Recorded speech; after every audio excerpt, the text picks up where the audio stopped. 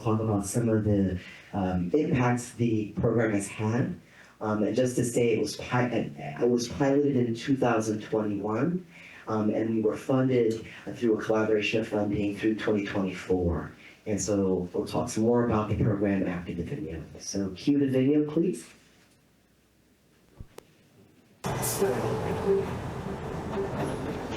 So is this technically the tenderloin, this part? This is the tenderloin, and so this also is the Trans District. It's 2 blocks down 6th Street, and this area up here, I think 4 to 8 blocks.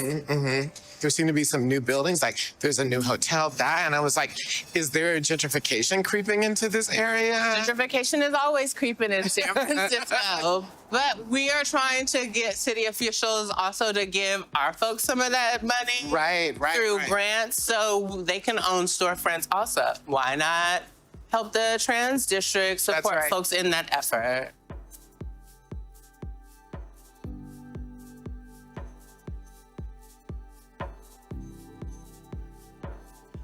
Are we all excited for tonight? Yes. 6 o'clock is when the program's starting. And then we introduce Brianna and Carlo as our new EDs. And then we play a movie. So one movie is them describing how the Transgender District helped them out as a small business entrepreneur. And the other one is them describing their business and who they are. The Transgender District is an arts and culture district founded by 3 Black trans women in 2017. The Transgender District works to provide economic empowerment for trans and non-binary communities, especially through our Entrepreneurship Accelerator program. This is a program that is the possibility model for workforce development and owning your own.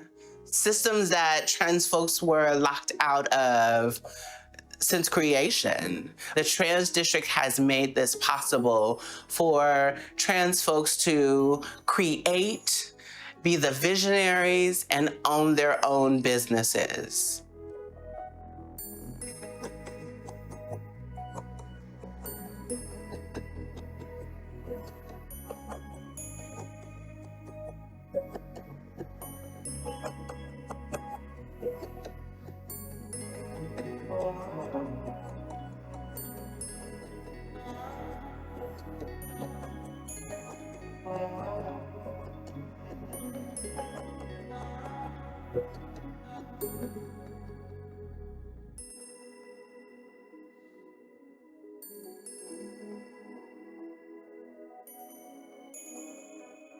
Happy Transgender History Month!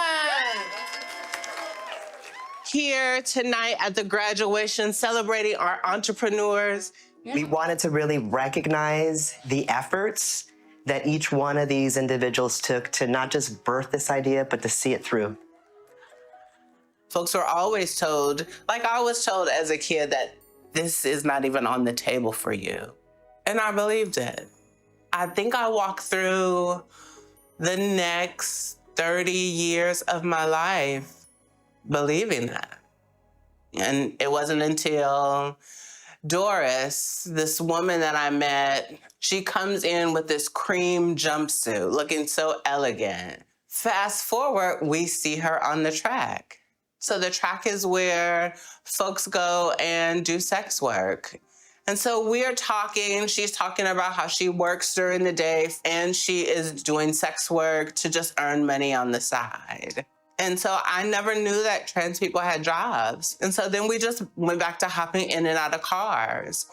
But there was one night, she said, when you get tired of being used as a receptacle, you should come and see me.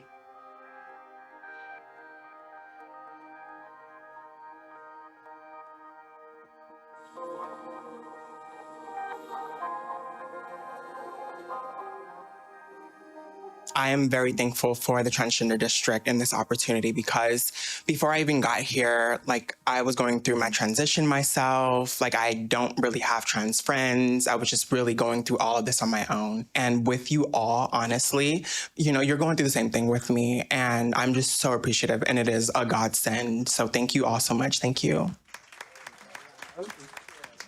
when I think about Doris, it brings me this joy that someone saw that I could be something more. It brings this spirit of grounding me in the work and shaking off all of the doubt and all of the insecurity because someone believed in me.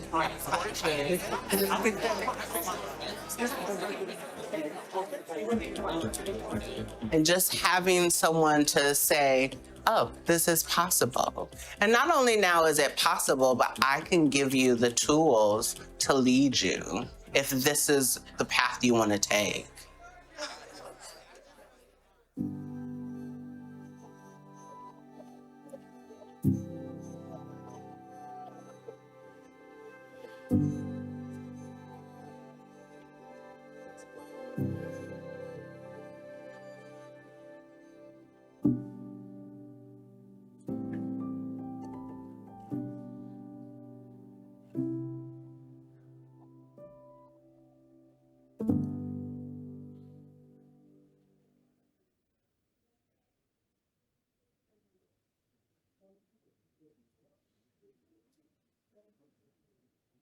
Excellent. Thank you so much for sharing that video, Carlo. Would you like to unmute and continue? Yes, thank you for hearing me back in.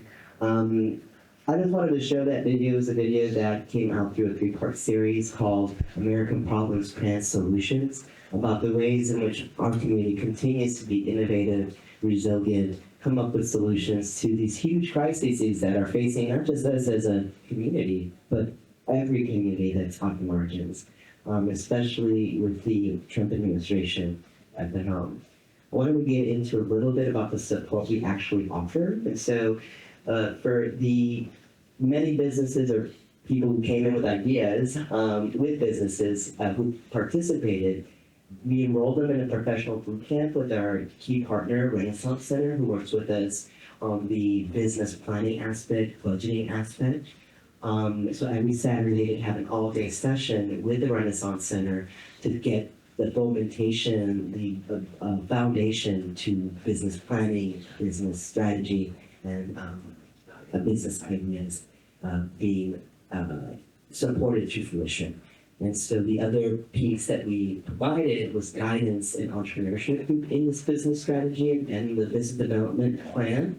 And we partnered with some of the coaches, business coaches, some from Google, others from other businesses and companies in San Francisco who helped in their hand to help evaluate and help improve and help have a metric for standards around business budgeting, forecasting, and planning.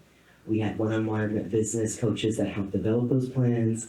We also sponsored photography, videography for the marketing and branding, as well as website design, the graphic design, and our logo brand suite. And we also sponsored all the corporation documents and gave away grants for business launches. And also for existing businesses that wanted to either develop a new aspect of the business or invest in a new point of growth. And of this, we had about 54 businesses that have graduated from the program. And the impacts I can't state enough how they've contributed. For example, for the first time in the San Francisco LGBTQI Pride Parade, we had a trans stage about a couple of years ago.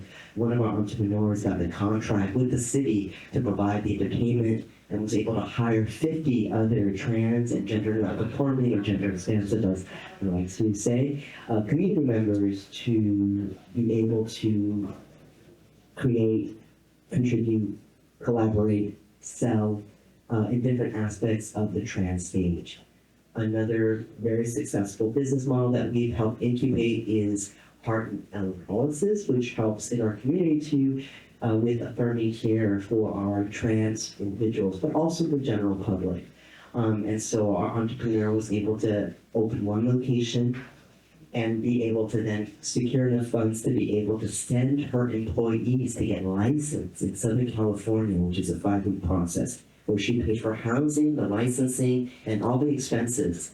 So these folks were able to get licensed, come back and then practice the licensing in the business. And so that allows for our community to have more opportunities for good paying, sustainable income that is actually a passion of theirs and that also contributes to the community. Now, Melanie Pond is a former dancer at Encept Asia, which is a restaurant, cabaret type of bar that a lot of our trans siblings perform at, was able to take seed money, was able to take this course, was able to start her own business. It's grown so much that now she's at a second location with a 6-month waiting period and is looking to open a third location across the bay in Oakland, California. And so those are a couple of examples of the ways in which we help folks, but there's so many more. And just to say that this is a process of creating opportunities for our community to be able to stabilize by helping with name and gender change credit staff, but also be able to go for maybe sex work economy or entertainment economy to a different type of business model or career path. And so this, coupled with our social justice fellowship, which helps folks transition into another way of economic needs through professional development, through leadership development, and through placement, we're able to stipend people to be able to have that 6-month period to transition, and we're able to then help them get jobs in that area of work where they've been immersed in, to then be able to be employed, and often with other sister organizations. These are just a couple of examples, and I'm open for any questions. Should there be any? Absolutely.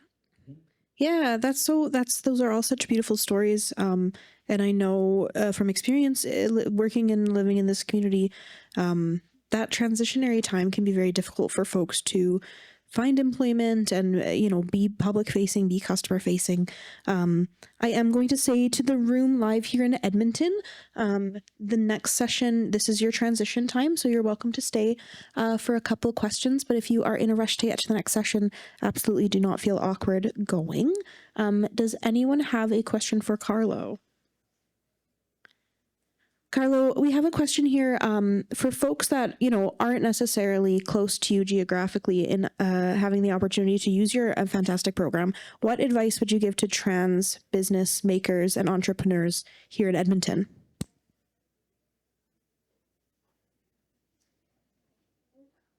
Just unmute. Oh, there we go. You can join other networks of similar businesses. For example, in California, we have the Global Gay Business Association, which was started by Harvey Milk, which is the first LGBTQI organization that helps support businesses led by queer, LGBTQI, trans individuals. And so that's a way in which you're able to then connect with other people that might have either opportunities for similar investments or grant opportunities or just business ideas to help expand and use the tools out there to help maximize what you can offer your clients. Yeah, absolutely. And Carlo, if folks had more questions, wanted to follow up, I see in your background there, those are the ways that we can contact you and your organization. Yes. And you can always go to www.transgenderdistrictsf.com, and you will find a report that outlines all the successes this program has had, other models and other ways in which we help elevate and amplify the contributions of our community.